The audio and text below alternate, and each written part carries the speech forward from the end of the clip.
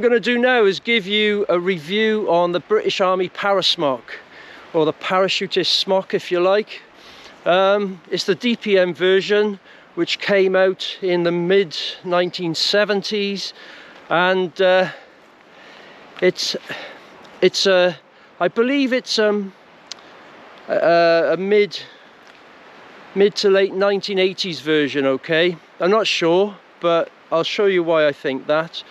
And also, it used to be my smock, but when I was working in breakaway survival school for since when 1999 to 2009, but it's in good nick because I didn't wear it that much.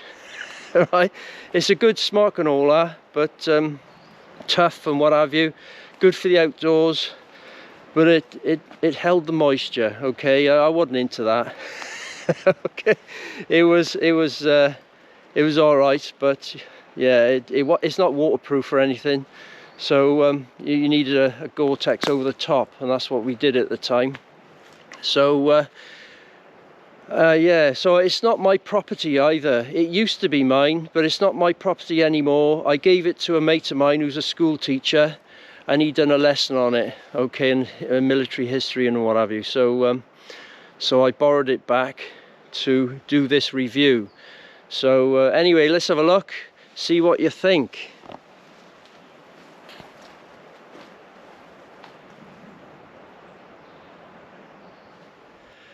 Oh, just another thing, there's a few things I've read on the internet about this smock, and I'm not sure if it's right or not, but I'll give what I think is right, and then but I'm not sure myself anyway. So anyway, let's have a look. It's just behind me there.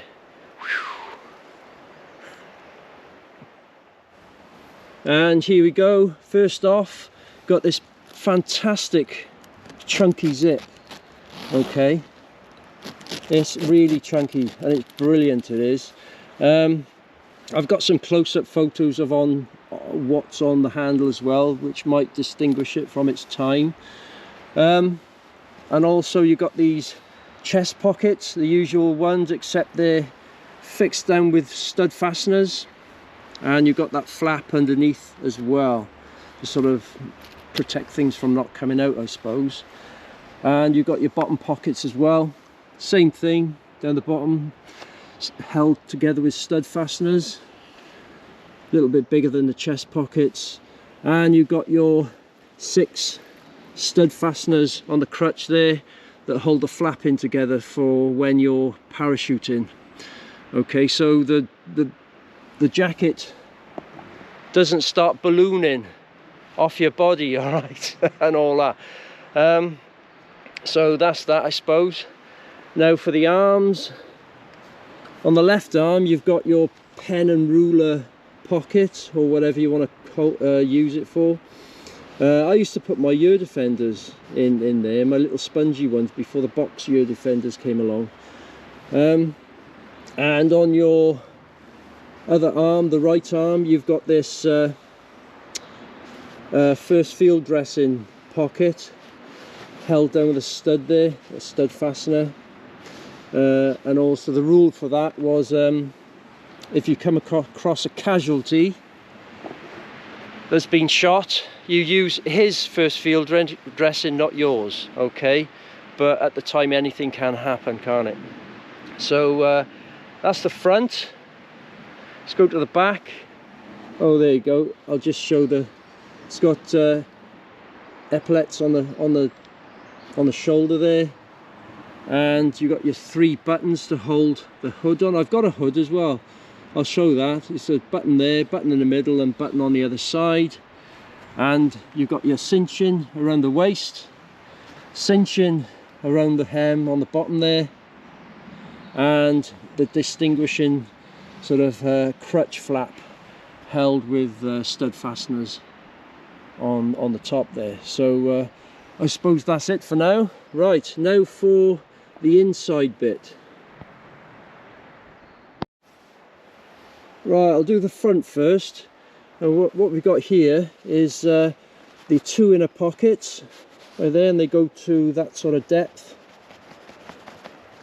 and the same both sides. And also it's double layered along the shoulders and a bit on the arm as well. I think all smocks should be like that, double layered on the shoulders and a bit on the arm and the hood if it's got one. And you've got your stud fasteners on the inside there for the crutch flap. Okay, so that's it for the front really. Now you've got your label here, and the double layering over the shoulders go to that level, and you've got your poacher's pockets at the back there in between these two studs, and that's it for that. What I'm going to do now, I want to say something, mention something that I've read on the internet, but I'm not sure if it's right. Okay, and I'll explain the sizes as well. I know that one, and I'll show the pictures of the zip and all that. So yeah, let's get into it. Okay, this is what I want to say. I sound all official, don't I?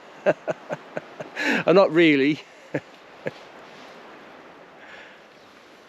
Right, I'll start off with the sizing. Okay, it says the 180, 104, that's my size, height, chest. Okay, right.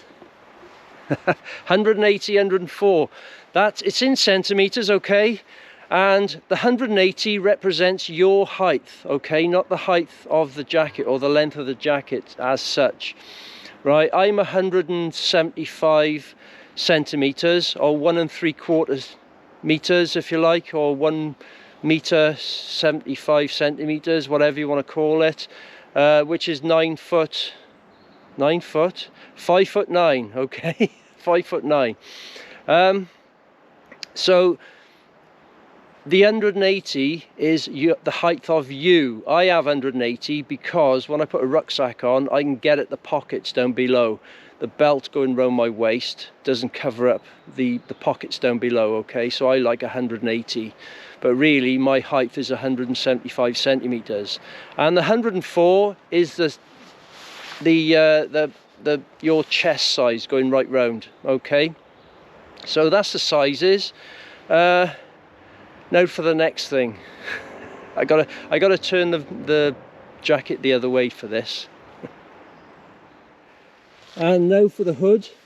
Now I bought this on eBay. There's quite a lot of them at the moment, and it's marked up as a 66 pattern, and it's a size 2. Okay, there was other sizes as well. In them days it had different types of sizing. Okay, it says size 2 on the inside, and what you got here is 3 buttonholes there at the back, and on the front fastening is a buttonhole, and on the one side, and this button on the other. Okay, and again it's that bluey, inky blue, shiny sort of button, and there's a cinching as well going around the face. Okay, and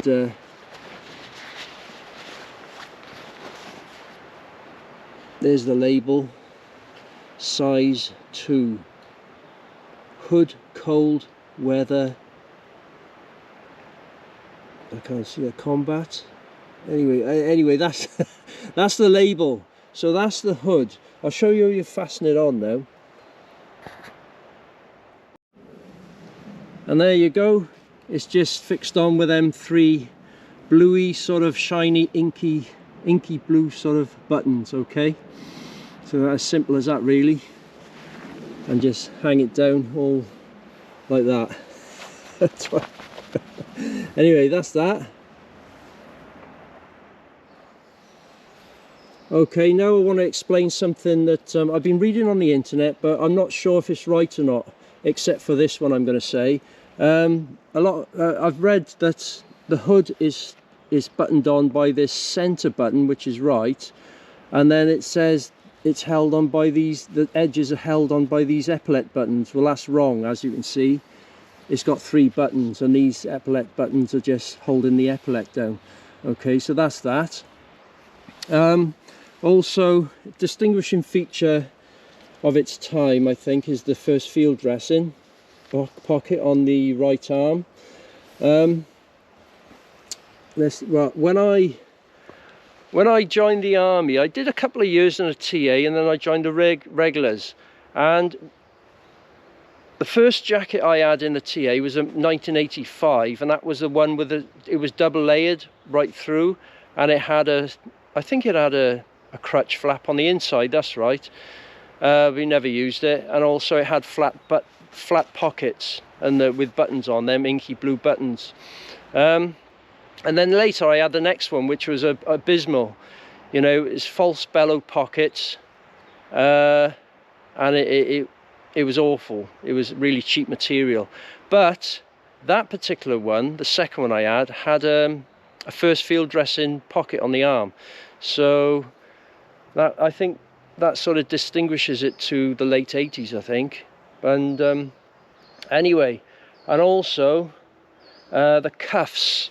Right, I've been saying about the cuffs on the internet that everybody says that it's made of wool. Okay.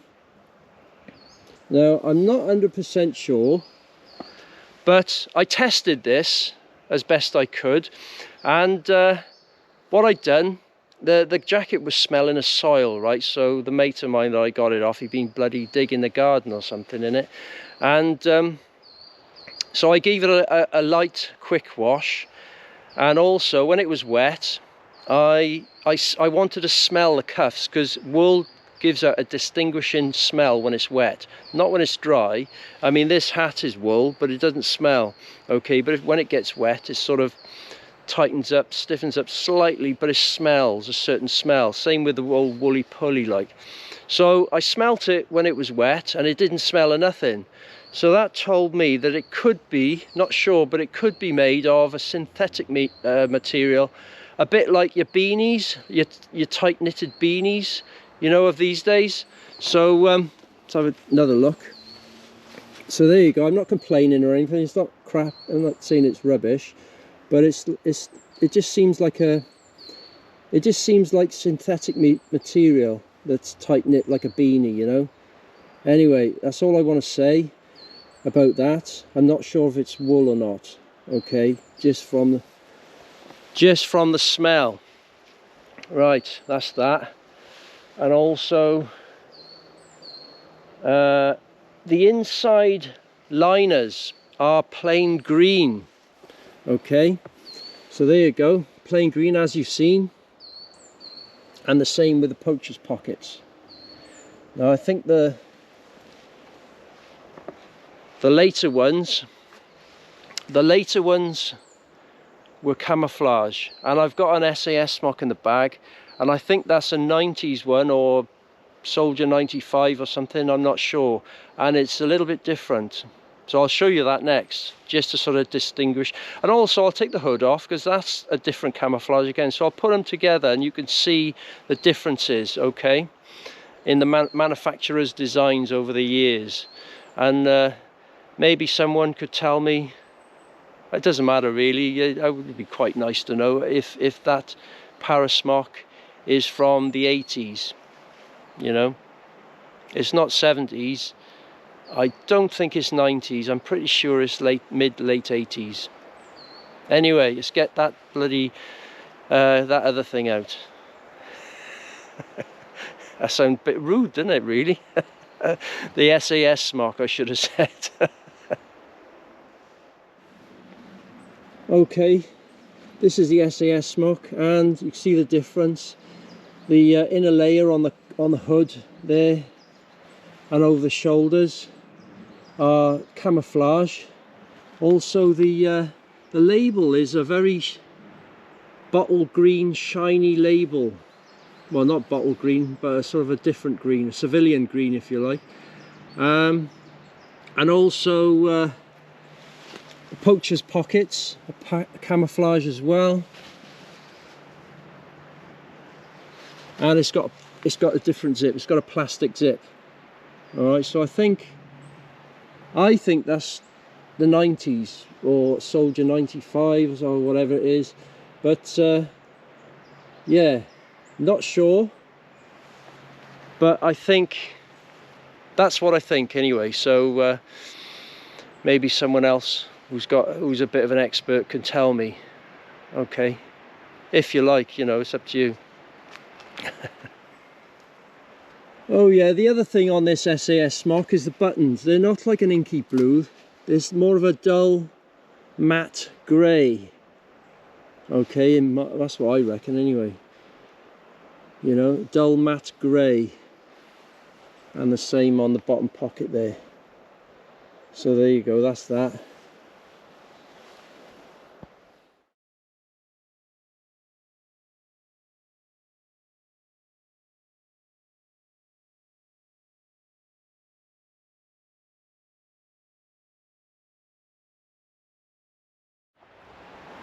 Okay, here's the three items: the hood, the parasmock and the SAS smock. In my eyes, sort of 70s and 80s, well, usage wise 70s, 80s, 80s going on 90s, and 90s onwards until MTP came out in 2010, I suppose, when they went to Afghanistan. So there you go. It's a very sort of lighter green, and the dots on the camouflage is more distinct. The plain, you know, the olive drab green is sort of the same all round, I suppose, but it's more of a lighter colour, so just a little bit different, isn't it? Lighter colour green.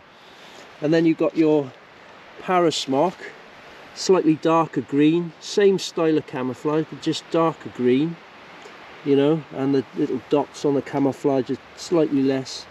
I mean, I'm just nitpicking now, but the dots are sort of more, a little bit sort of more smudged. Oh well, I don't know, maybe not, but then anyway, it just looks different. The green is a bit darker, isn't it? And also I've put these out of the sun as well, so the colour isn't distorted. And then you've got your 90s stuff. I think it's 90s, 95, whatever. The cream colour is very bright, isn't it? I suppose you've got to bear in mind that this is gabardine material and this is cotton. I know gabardine is cotton, but it's more tightly woven. But it's it just looks different, doesn't it? This cream just looks lighter. Anyway, there you go. Take from it what you will. So that's it really. So anyway, that leaves me to say like, share, subscribe if you want, and I hope you enjoyed the video. So thanks for watching. Cheers.